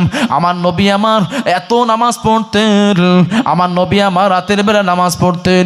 আমি আয়েশা মাঝে মাঝে মনে করতাম পাহাড়ে পাথর যেমন নড়ে না, আমার নবী নড়তেন না। আমি মনে ভয়ে পেয়ে যেত আমার নবী কি দুনিয়াতে বিদায় নিলেন নাকি। আমি আয়েশা আমার নবীর পায়েতে চিমটি কাটতাম। যখন আমার নবী একটু পাটা নাড়া দিতেন তখন আমি আয়েশা আশ্বাস পেতাম, না আমার নবী হায়াতে আছেন। জোরে জোরে বল না সুবহানাল্লাহ। কি নামাজ ছিল আমার নবীর। বাবা যে নামাজের মধ্যে বিনয়ী ভাব আনবেন, নামাজ কোনোদিন তাড়াতাড়ি পড়বেন না, নামাজের মধ্যে রিল্যাক্স আনতে হবে। বাবাজি আমার তাদিলার কাম করতে হবে। আপনি রুকু করবেন, রুকু যেমন এমনভাবে করবেন আপনার এক গ্লাস পানি যেন আপনার পিঠে রাখলে পানি যেন না পড়ে যায়, পানি যেন না পড়ে, পিঠটা থাকবে সোজা। হাদিস পাকের মধ্যে এসেছেন আমার নবীর পিঠের উপরে একবার সাহাবী পানি রেখেছিলেন। পানি দেখলেন যে পানিটা হেললো না। আমার নবীর পিঠটা একদম সোজা ছিল। আমার নবী সাহাবীদেরকে তালিম দিয়েছেন, সাহাবীরা রে এইভাবে তোমরা নামাজ পড়বে। ও আমার আব্বা জানেরা, আমার নবী যখন সাজদায় চলে যেতেন, সাজদায় গিয়ে সুবহান রাব্বিয়াল আলা পড়তেন, 3 বার পড়তেন। 3 বার পড়ার পরে আবার বসতেন। আমার নবী ওই বসে ওখানে রিল্যাক্স করতেন। তাড়াতাড়ি বসলে উঠলে হবে না, ওখানে একটু সময় দিতে হবে, ওখানে তাসবিহ পড়তে হবে। আল্লাহুম্মা গফিরলি ওয়ারহাম। বাবাজি আমার হানাফি মাযহাবের ফতোয়া হলো আল্লাহুম্মা গফিরলি, অন্তত এই শব্দটা বলতে হবে। 2 সাজদার মাঝখানে ওখানে দোয়া কবুল হয়। আমার নবী বললেন 2 সাজদার মাঝখানে ওই জায়গাটা দোয়া কবুল হয়। এই জন্য আল্লাহুম্মা গফিরলি, আল্লাহ গো আপনি আমাকে ক্ষমা করুন, এতটুকু বললেই যথেষ্ট হয়ে যাবে। নামাজে তাড়াতাড়ি করলে হবে না। আমার নবী বললেন সবচাইতে নিকৃষ্ট চোর হলো নামাজের মধ্যে যে ব্যক্তি চুরি করে, ওই ব্যক্তি হলো সবচাইতে নিকৃষ্ট চোর। এই কথা বলার সাথে সাহাবা হুজুররা প্রশ্ন করলেন, ইয়া রাসূলুল্লাহ, ইয়া হাবিবাল্লাহ হুজুর, কাইফা ইয়াসরিকু ফিস সালাহ। হুজুর গো নামাজের মধ্যে চুরি আবার কেমন জিনিস আপনি আমাদেরকে জানিয়ে দিন। আমার নবী বললেন লা ইয়াতিম্মু রুকুআহা ওয়ালা সুজুদাহা, যারা নামাজের মধ্যে ঠিকমতো রুকু করে না, ঠিকমতো সাজদা করে না, তাহলে তারাই নামাজটা চুরি করলো, ওই নামাজ আল্লাহ গ্রহণ করবে না। তার নামাজের মধ্যে কোনো তাড়াতাড়ি করা যাবে? আপনি বেড়াতে গিয়ে যেমন রিল্যাক্স মনে করেন যে সময় আমি বেড়াতে এসেছি, সময় নিয়ে এসেছি, থাকবো, ঘুরবো, আমার মধ্যে রিল্যাক্স করব, তা মসজিদে গিয়েও তাড়াহুড়া করা যাবে না। যদি তাড়াহুড়ো করেন আপনার লাভের থেকে লোকসান বেশি হবে, আপনার বেশি লস হবে। যারা জুমার দিনেতে গিয়ে তাড়াহুড়া করে চলে আসেন তাদের জন্য আল্লাহ কি বলছেন দেখুন। আল্লাহর কোরআন খুলুন, কোরআনের মধ্যে আল্লাহ সব জানিয়ে দিয়েছেন। আল্লাহ বললেন, আল্লাহ রাব্বুল আলামিন জানালেন, ফাওয়াইলুল লিল মুসাল্লিন আল্লাযীনা হুম ফি সলাহ আল্লাযীনা হুম আন সলাতিহিম সাহুন আল্লাযীনা হুম ইউরাউন। আল্লাহ রাব্বুল আলামিন জানালেন, আল্লাহ বলছেন ফাইলুল লিল মুসাল্লিন, একদল নামাজি নামাজ পড়ে ও জাহান্নামে যাবে। সেই জাহান্নামটার নাম আল্লাহ ঠিক করলেন ওয়াইল নামক জাহান্নাম কটা বলেন? জাহান্নাম কটা? 7টা জাহান্নাম। আর জান্নাত কটা? 8টা। তা 7টা জাহান্নামের মধ্যে একটা হলো ওয়েল। এই ওয়েল নামক জাহান্নামে যাবে কারা? কেবলমাত্র নামাজিরা। তাহলে মসজিদে নামাজ পড়েও জাহান্নামে আপনি যাবেন। কোন নামাজি জাহান্নামে যাবেন? আল্লাহ বলছেন ওই নামাজি যে নামাজের মধ্যে অন্তর থাকবে না, যে নামাজের মধ্যে তাড়াহুড়া করবে, যে নামাজি লোক দেখানোর জন্য নামাজ পড়বে, ওই নামাজটা আমি আল্লাহ গ্রহণ করব না। আমি আল্লাহ কিয়ামতের দিনে ওই নামাজটা তার মুখে ছুঁড়ে মারবো। তার জন্য ঠিকানা হবে জাহান্নাম। ও আমার আব্বা জানেরা, হাতে ধরে বলি, নামাজ যখন পড়ছেন পড়ার মতো পড়ুন। নামাজের মধ্যে হুড়াহুড়ি করবেন না, নামাজের মধ্যে বিনয়ী আনুন, তাহলে আপনার নামাজটা আল্লাহ কবুল করবেন। নচেত আপনার নামাজটা আল্লাহ ছুঁড়ে মারবেন। নামাজের মতো নামাজ পড়ুন। বাবাজি ও আমার আব্বা জানেরা, শুনুন, নামাজটা কেমন পড়বেন শুনুন। আমার নবী কোন রিওয়ায়াতের মধ্যে এসেছে, একজন ব্যক্তি এসে আমার নবীর মসজিদে নববীতে ঢুকে গেছে। অন্য ওই হাদিসের হাসিয়াতের মধ্যে এসেছে, ওই ব্যক্তি নয়, আমার নবীর নব সাহাবী, আমার নবীর কাছে সবে ইসলাম গ্রহণ করেছেন, মসজিদে নববীর মধ্যে ঢুকে গেছেন। তিনি বুঝতে পারেন নাই যে নবী ওই ধারে আছেন। তিনি নামাজ পড়লেন। নামাজ পড়ে যখন চলে আসছেন, আমার নবীকে দেখে সালাম দিলেন। আমার নবী সালামের উত্তর দিলেন। আমার নবী বললেন, সল্লি ফাইন্না কালাম তুসল্লি, যাও সাহাবী চলে যাও, তুমি নামাজ পড়ো, তোমার নামাজ হয়নি। আবার সাহাবী নামাজ পড়লেন। নামাজ পড়ার পরে আমার চলে আসছেন। আমার নবী বললেন সল্লি, আমরের সিগা। আমার নবী হুকুম দিলেন সল্লি, তুমি নামাজ পড়ো। ফাইন্না কালাম তুসল্লি, তোমার নামাজ হয়নি। এই করে 3বার রিপিট করালেন। 3বার পড়ার পরে যখন বললেন হয়নি, সেই ব্যক্তি আমার নবীর দুটো হাত জড়িয়ে ধরে কান্নাকান্নি করছেন, ইয়া রাসূলুল্লাহ, ইয়া হাবিবাল্লাহ, হুজুর, এর থেকে ভালো আমি তো জানি না কেমন করে নামাজ পড়ব। হুজুর গো, আপনি আল্লিমনি, আপনি আমাকে শিক্ষা দিন। সেই সময় আমার নবী প্র্যাকটিক্যাল বাবাজি আমার হাতে কলমে দেখিয়ে দিলেন। আমার নবী নামাজ পড়ছেন, সাহাবা হুজুর দেখছেন। দেখার পরে আমার নবী আরো 2-4 সাহাবীকে ডাকলেন, ডেকে বললেন, সল্লু কামা রাওয়াইতুমুনি উসাল্লি, আমি রাসূলুল্লাহ জানিয়ে দিলাম, আমাকে যেমন ভাবে তোমরা নামাজ পড়তে দেখেছো সেইভাবেই তোমরা নামাজ পড়বে। জোরে জোরে বল না সুবহানাল্লাহ।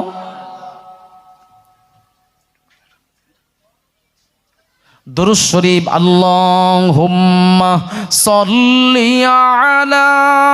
হ্যাঁ, কি বলছ ভাই? আচ্ছা, আমার পরে কেউ আছে? কটাই সে 12টা শেষ হতো, কারেকশন ভরে তো ফেরা হবে আর দেবে।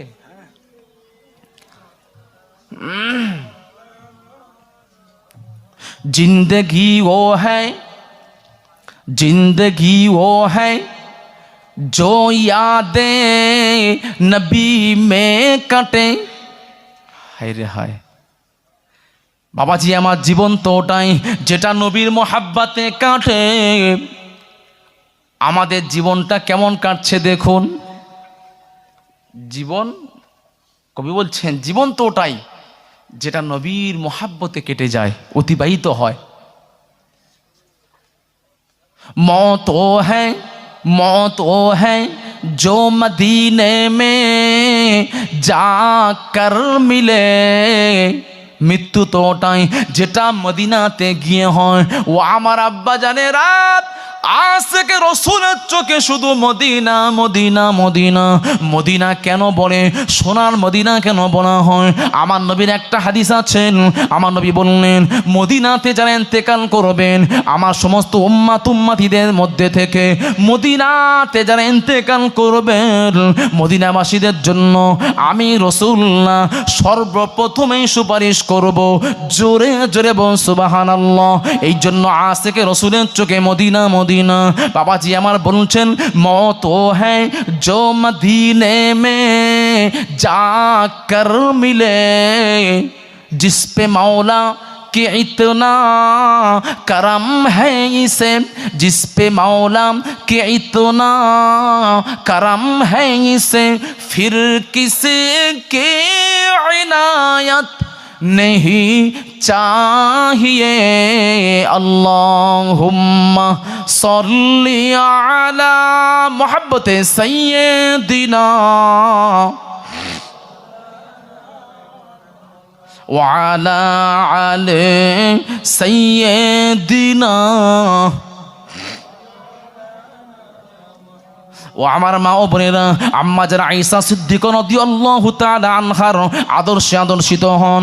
আম্মা জান কোন আম্মা জান ছিলেন দেখুন, যিনি লাখো লাখো হাদিসের হাফেজা। আমার নবীর ওফাতের পরেও, আমার নবীর ওফাতের পরে সাহাবারা মাসলা মাসাইল জানতেন, আম্মা জান ফারায়েজ ভালো জানতেন, সাহাবা হুজুরদের ফারায়েজ করে দিতেন।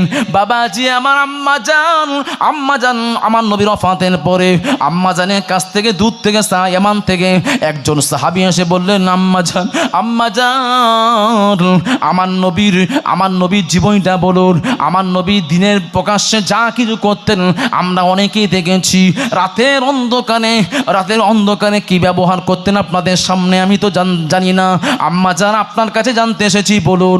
সেই সময় আম্মা জান বললেন, তোমরা কি জানো না, সাহাবীরা জানো না, কানা খুলকুল কোরআন, পুরো কোরআনটাই হলো নবীর আদর্শ। জোরে জোরে বল না সুবহানাল্লাহ। কাইফা খুলুক রাসূল সাল্লাল্লাহু আলাইহি ওয়াসাল্লাম।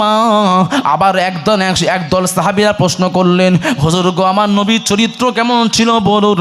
বাবাজি আমার আম্মা জান বললেন, সূরাতুল মুমিনুনের এই 10টা আয়াত তেলাওয়াত করে আম্মা জান বললেন, একজন মুমিনের 7টা বৈশিষ্ট্য থাকতে হবে। আমি আম্মা জান আমার স্বামী বিশ্ব নবী রাহমাতুল লিল আলামিনকে জ্বলন্ত প্রমাণ হিসেবে দেখেছি। আমার নবীর মধ্যে এই 7টা গুণ ছিল। জোরে জোরে বলুন না সুবহানাল্লাহ। ও আমার মা ও বোনেরা, কান্তি খানা কোন শুরুর আম্মা জান আয়েশা সিদ্দিকা রাদিয়াল্লাহু তাআলা আনহা ছিলেন সমস্ত নবীর বিবিদের থেকে সুশ্রী মেয়ে ছেলে, খুব সুন্দর দেখতে, খুব ভালো দেখতে, এবং কম বয়সী মেয়ে ছেলে, কুমারী স্ত্রী ছিলেন আমার নবীর। যতগুলো বিবি ছিলেন তার মধ্যে কুমারী বিবি ছিলেন একমাত্র আম্মা জান আয়েশা। আমার নবী 3 দিনের জন্য দিনের দাওয়াত দিতে গেছেন। আম্মা জানের বাড়িতে আমার নবীর পালা ছিল। আম্মা জানকে বলে গেলেন, ও আমার বিবি গো, আমার বাড়িতে তেমন কিছু খাবার নাই, অল্প জব আছে, এই জবটা আমি তোমাকে দিয়ে যাচ্ছি। এই জবগুলো তুমি ভালো করে যাতাতে পিষে টিকরি করে তুমি দিন অতিবাহিত করবে। 3 দিন পরে আমি আসবো।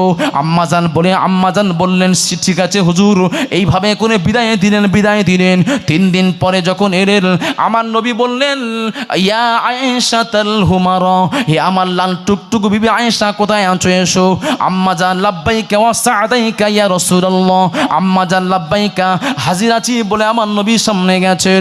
আমার নবী বললেন, ও আমার বিবি গো, আমার ক্ষুধা লেগে গেছে, বাড়িতে কিছু খাবার আছে নাকি? এই কথা যখন বলেছেন, আম্মা জানের চোখ দিয়ে টপ টপ করে পানির টোসা গড়িয়ে যায়। আমার নবী বুঝতে পেরেছেন আম্মা জান কেন কাঁদছেন। বুঝতে পেরে আমার নবী বললেন, ও আমার বিবি গো, না কেঁদো না। আমার মনে ছিল না, আমার বাড়িতে তো কিছু নাই, আমার মনে ছিল না। ও আমার বিবি, কিছু খেতে দিতে হবে না, তুমি আমার জন্য মশক থেকে ঠান্ডা পানি আনো, 1 গ্লাস পানি দাও, আমি পানি পান করব। পানি আনতে গেছেন, পানি নিয়ে এসে স্বামী দিলেন। দেওয়ার পরেও কান্নাকান্নি করছেন। আমার নবী বললেন, বিবি তুমি এখনো কাঁদছো কেন? আমি তো তোমাকে বলছি না, আমার ভুল হয়ে গেছে, আমার মনে ছিল না, বাড়িতে কিছু খাবার নেই, মনে ছিল না, তুমি কেন কাঁদছো? না ইয়া রাসূলুল্লাহ, ইয়া হাবিবাল্লাহ, হুজুর বাড়িতে খাবার আছে। ওই পোল্লাটা নিয়ে, যে পোল্লাটা আমার নবী 3 দিন আগে দিয়ে গিয়েছিল, ওই পোল্লাটা নিয়ে আমার নবীর হাতে তুলে দিলেন। আমার নবী দেখে আশ্চর্য হয়ে গেলেন। আমার নবী বললেন, আয়েশা গো, এটা তো 3 দিন পূর্বে আমি তোমাকে তোমাকে খাওয়ার জন্য দিয়েছিলাম, তুমি 3 দিন না খেয়ে কিভাবে ছিলে বলো? সেই সময় আম্মা জান আয়েশা সিদ্দিকা রাদিয়াল্লাহু তাআলা আনহাতে চোখ দিয়ে টপ টপ করে পানির টোসা গড়িয়ে যায়। আম্মা জান বলছেন, ইয়া রাসূলুল্লাহ, ইয়া হাবিবাল্লাহ হুজুর, আপনার অনুপস্থিতিতে আমার ক্ষুধা লাগে না, লাগে না, লাগে না। কেননা আপনি দিনের দাওয়াত দিতে গিয়ে কোথায় রাত কাটাচ্ছেন, কোথায় ঘুমাচ্ছেন না, কোথায় খাচ্ছেন কি খাচ্ছেন না, এই চিন্তাতে আমি আয়েশা আমার ক্ষুধা লাগে না, লাগে না, লাগে না। যখন আমার ক্ষুধা অল্প পায় তখন আমি বিসমিল্লাহির রহমানির রহিম বলে আমি পেট ভরে পানি পান করে নিই। পানি পান করে নিলে আল্লাহ পাক আমার সারা দিনের ক্ষুধাকে নিবারণ করে দিতেন। জোরে জোরে বলুন না সুবহানাল্লাহ, আরো জোরে নারে তাকবীর। কি আদর্শ দেখেন, কি ভালোবাসা। স্বামী নেই বলে স্ত্রী খাচ্ছে না। আমাদের স্ত্রী এমন হবে, তবে আপনাদের এদিকের মা বোনেরা খুব ভালো, তবে আমাদের 24 পরগনা ডায়মন্ড হারবারের কথা বলছি, খুব আপডেট। হ্যাঁ, এই এটা ভুল বলছেন আমি। সোনার মানে বসিয়ার লেখা আছে, কি সোনার শহর বলে লেখা আছে না, বসিয়ার কি একটা, ও হ্যাঁ প্রাণের শহর। আর প্রাণের শহর বসিয়ার, আপনি কি বলছেন? এদিকের স্ত্রীগুলোও প্রাণের, স্বামী ছাড়া কিছু বোঝে না এরা। আবার না বলছেন এসব বলছেন ওদিকে, কিন্তু আমার ভাবিরা আছে, বোনেরা আছে, আপনি বাড়িতে গেলে খবর আছে আপনার। আচ্ছা হ্যাঁ, আর লম্বা চওড়া করবো না, ওদিকে বিরিয়ানিও ঠান্ডা হয়ে যাচ্ছে। বাবাজি আমার অনেকগুলো রাজহাঁস চলে এসছে।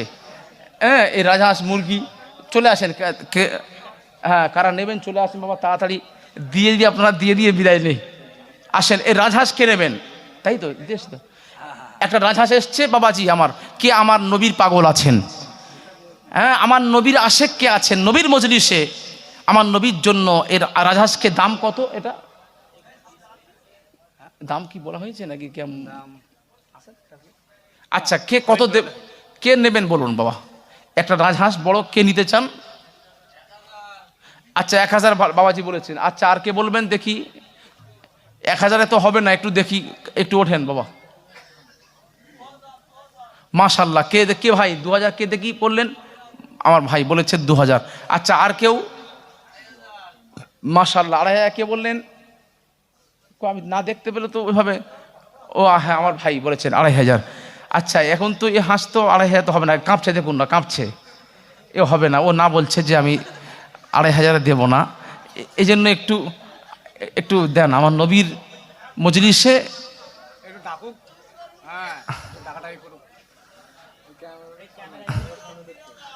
হ্যাঁ, আমার মা বোনেরা ওদিক থেকে আবার যদি কিছু বলে দেয় ভালো হয়। ও মাশাল্লাহ 3000। হ্যাঁ হ্যাঁ 3000 কে ভাই বললেন? 3000। আচ্ছা তাহলে 3000 দেওয়া হবে নাকি? আর উঠবে? ও উঠবে। আচ্ছা আচ্ছা হ্যাঁ, একটু দেখু ভাই, একটু সময়ের দিকে লক্ষ্য রেখে একটু তাড়াতাড়ি বলেন। 3000 পর্যন্ত উঠেছে। আর কেউ আমার নবীর প্রেমিক নেই? আস-সাখী ও হাবিবুল্লাহ, আমার নবী বলছেন আস-সাখী যারা দান করে তারা আল্লাহর দোস্ত হয়ে যায়। জোরে বলুন না সুবহানাল্লাহ। এটা আগামী বছরের জন্য মেহমানদারির জন্য দিচ্ছেন, ইসারে সবের আপনারা আসবেন, আপনাদের মেহমানদারির জন্য দিচ্ছেন পয়সা। এ দান কিন্তু বেকার যাবে না, এজন্য আপনাদের কাছে আমি বলছি একটু বলেন। 3000 পর্যন্ত উঠেছে, কিন্তু এ তো আমি আশা করছি যে 5000 তো মিনিমাম কথা, মিনিমাম 5000। ও আচ্ছা আচ্ছা, না এবার আগে বছর বিক্রি হয়ে যাওয়া তো মানে বর্ষা হয়ে ঠান্ডা হয়ে গেছে আর কি। হ্যাঁ ওই জন্য। ও আচ্ছা হ্যাঁ, সে তো অবশ্যই, দাম তো না হলে এলো কেন? একটু দেখেন বাবাজি আমার, একটু দিলটা নরম করুন। আমার নবী বলছেন আস-সাখী ওয়া হাবিবুল্লাহি আল ফাকিরু আদুবুল্লাহ, যারা দান করে আল্লাহর বন্ধু হয়ে যায়। বখিল আল্লাহ শত্রুতা করবে। বাবাজি আমার নবী আমার নবী সাহাবী আবু বকর সিদ্দিক রাদিয়াল্লাহু তাআলা আনহু, আমার নবী যখন ডাকলেন, ও আবু বকর যুদ্ধের জন্য যেতে হবে, যা আছে নিয়ে এসো। আবু বকর সব নিয়ে এলেন, গাড্ডি পুল্লি ভর্তি করে আমার নবীর সামনে দিয়ে দিলেন। আমার নবী বললেন, আবু বকর এর মধ্যে তো ঝাঁটা আছে, এর মধ্যে সুচ আছে, সব আছে, তাহলে তুমি যদি সব নিয়ে আসো, বাড়িতে কি রেখে এসেছো? আবু বকর কাঁদতে কাঁদতে বললেন, ইয়া রাসূলুল্লাহ, ইয়া হাবিবাল্লাহ হুজুর, বাড়িতে আল্লাহ এবং তার রাসূলকে রেখে এসেছি। জোরে বলুন, আরো জোরে। বাবাজি আমার আসেন, এ দেনা তু দেনা নেই হ্যাঁ, এ দেনা তু লেনা হ্যাঁ। এ দিলে আখরাতে পাওয়া যায়, এটা দেওয়া দেওয়া নয়। এই জন্য আপনাদেরকে আমি বলছি, আসেন বাবা, 3000 বললে হবে না, একটু ওঠেন, একটু দিলটা নরম করুন। মাশাল্লাহ, কে ভাই আমার একটু বলেন? 3200। একটু দেখুন ভাই, একটু দিলটা নরম করুন, একটু দেন ভাই। বাবাজি আমার, দান করলে বাড়াবে, দান করলে আখরাতে পাওয়া যাবে। আর সাদাকাতু তারুদ্দুল বালা, আমার নবী বললেন, দান করলে বাড়ির বালা মুসিবত দূর হবে। বাবাজি আমার, আপনি মনে করছেন আমি এই টাকাটা দান করলে তো বেকার চলে যাবে, এই টাকা থাকলে আমার ব্যাংক ব্যালেন্স হবে। না না না না, আল্লাহর হুকুম যখন চলে আসবে, আপনার সন্তানকে আল্লাহ বিমার করে দেবেন। ওই সন্তানকে চিকিৎসার জন্য 5000 কেন 10,000 চলে যাবে। আপনি হাঁটতে হাঁটতে পড়ে যাবেন, পায়ে মোচকা লেগে যাবে, আপনার ডাক্তার চিকিৎসা করতে গিয়ে 1 মাস আপনাকে রেস্ট দিয়ে দেবে, কত টাকা চলে যাবে। এই জন্য আল্লাহ রাস্তায় দিতে হয় বাবাজি আমার, সাদকা দিতে হয়। আমরা বছরে 3-4টে সাদকা দিই, নিজের কথা বলা ঠিক নয়, কিছু না হলেও সাদকা দিই, কারণ আমরা আলেম মানুষ জানি যে সাদকা দিলে বালা মুসিবত দূর হয়। কোথায় কি জলসা করে যাচ্ছি, কোথায় 4 চাকা খারাপ হয়ে যাচ্ছে, মুখ হচ্ছে, সাদকা দিলাম। যখন কোনো একটা অ্যাক্সিডেন্ট মনে করি, সাদকা দিয়ে দিই, তার আগেও দিতে হয়। এই জন্য বাবাজি আমার, ছোট্ট কারো যদি কিছু হয়ে থাকে মনে করে সাদকা দেন, দান করুন, দেখবেন আল্লাহ পাক আপনার আরো বাড়িয়ে দেবে। দান করে কেউ গরিব হয়ে গেছে, নিঃস্ব হয়ে গেছে, এমন নজির নাই।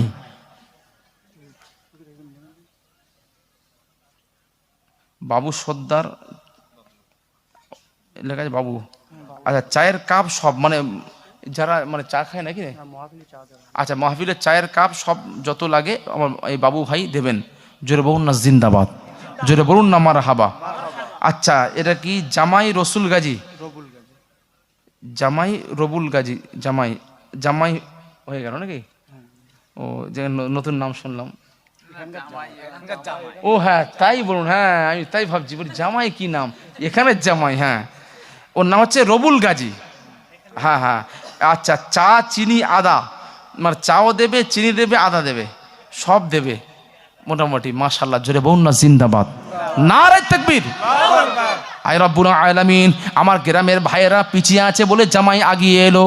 জামাই রবিউল গাজী চা চিনি আদা যা রাখবে মেহমানদের জন্য, আল্লাহ আগামী বচনে সব দেবে বলেছেন। আল্লাহ গো, দানটা কবুল করে নিন।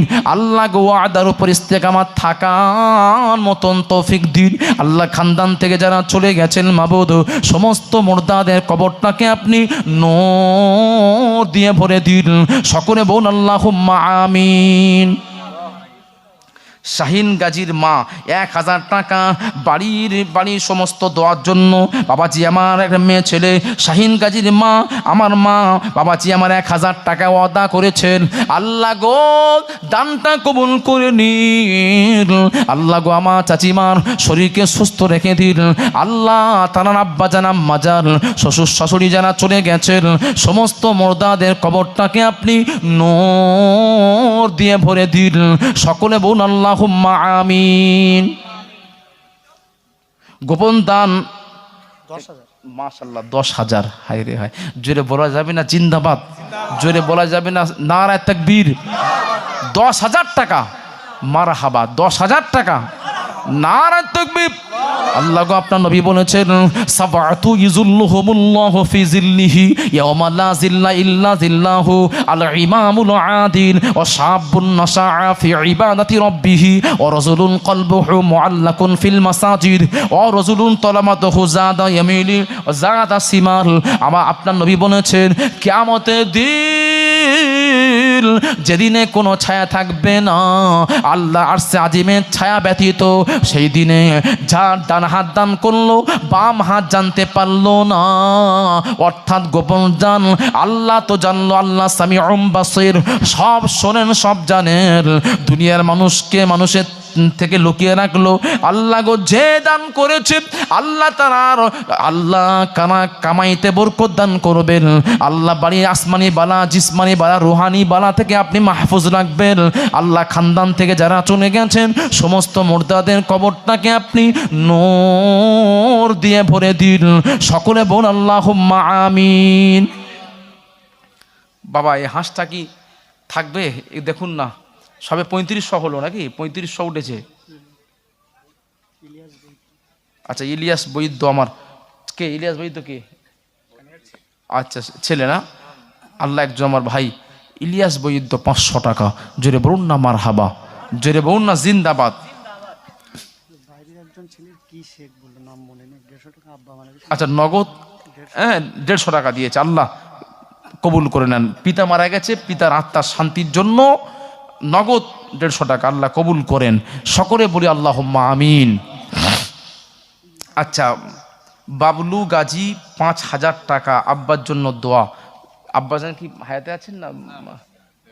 আচ্ছা আব্বাজানের জন্য রুহের মাগফিরাতের জন্য 5000 টাকা। জোরে বলুন না জিন্দাবাদ, জোরে বলা যাবে না মারহাবা?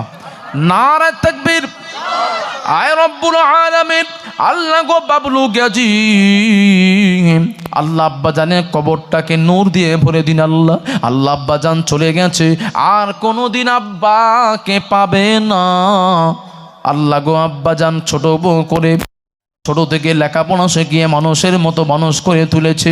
আল্লাহ গো আল্লাহ বাবলু ভাইয়ের আব্বাজান চলে গেছেন, আল্লাহ গো আব্বাজানের কবরটাকে আপনি জান্নাতের বাগান বানিয়ে দিন। সকলে বোন আল্লাহুম্মা আমিন। সাইন মোল্লা 5 কেজি গোস্ত, 5 কেজি গোস্ত সাইন মোল্লা। আল্লাহ গো আমার সাইন ভাইয়ের দানটা কবুল করে নিন। আল্লাহ তাআলার খানদান থেকে যারা চলে গেছেন সমস্ত মুর্দাদের কবরটাকে আপনি নূর দিয়ে ভরে দিন। আল্লাহ গো হালাল কামাইতে বরকত দান করবেন।